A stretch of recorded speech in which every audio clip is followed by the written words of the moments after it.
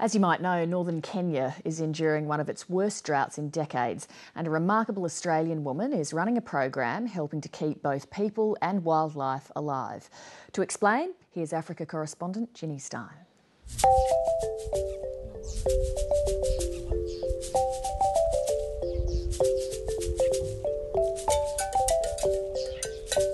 They're just beautiful. They're just beautiful. Beautiful faces. It's nice to see foals too. The grevy's zebra is the largest of the three zebra species, and there are few wild herds of them left. They're the most remarkable looking animals. They've got ears that are almost like a donkey, these enormous ears, and these beautiful fine stripes, and they're a big zebra. They are such tough animals, so they will walk for days between the grazing and the water, and they will manage it, and they just never give up. They never give up. The Malako Conservancy in northern Kenya is a haven for zebras. Melbourne zookeeper Brooke Squires started coming here when Zoos Victoria went looking for a conservation partner. The Malako Conservancy is also home to a heavily protected rhino population and a growing number of lions. While all wildlife is protected here, the grevy's zebra is a source of pride. They're never hurt, they're never hunted, and that's why all the animals here are so laid back, and you can tell they think this is a safe place. They know it's a safe place. Because they are. Every animal is like a drop of gold here. Able to exist up to 5 days without water, they once roamed over much of eastern Africa, but their numbers have shrunk along with their territory.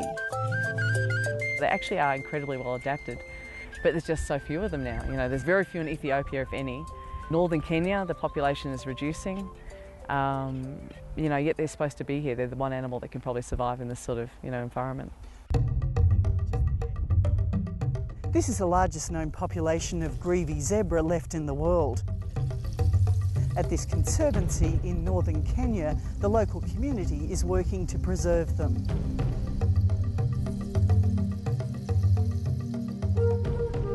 If I see one, I'm so happy to see it just walking. They give beauty to the land.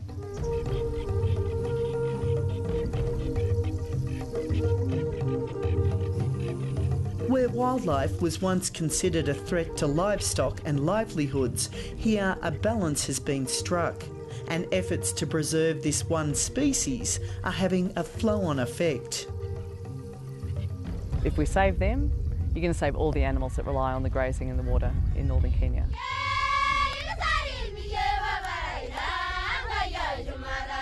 In the remote northern village of Nasonyai, traditional greetings are sung.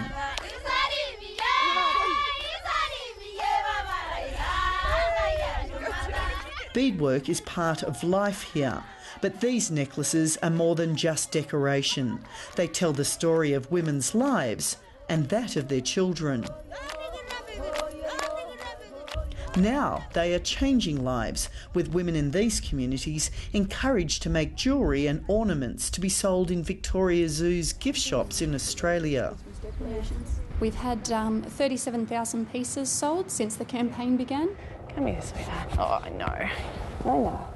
Brooke Squires is the driving force behind bringing the beads to Australia. Down there. It's about providing an alternative income that's sustainable, and that's how the beads came about. So they said, we can turn this into a product that would do really well in Western markets. And we said, yep, if you make it, we'll sell it. I like that one. From the occasional sale to now bulk orders, the value of this program is now widely recognised. With a ready market in Australia, these women have turned a cultural practice into a money spinner. All of a sudden, our volumes increased significantly, which meant more revenue for the women, which means a better standard of living for them, which means a more positive outlook towards conservation. So it was an all-rounded situation where it's a win-win situation. People are benefiting, wildlife is benefiting, and it's the ideal environment.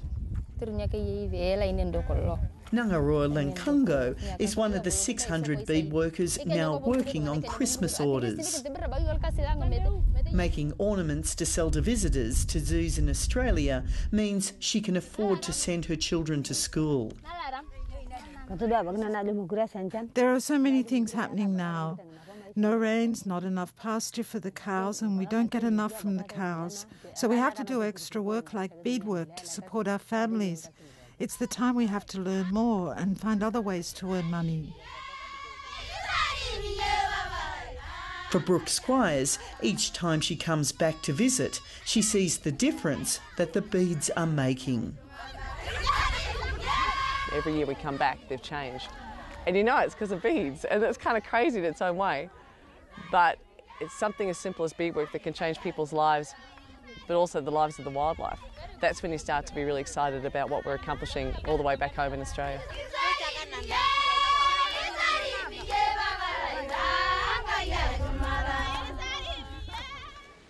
Ginny Stein reporting from Kenya.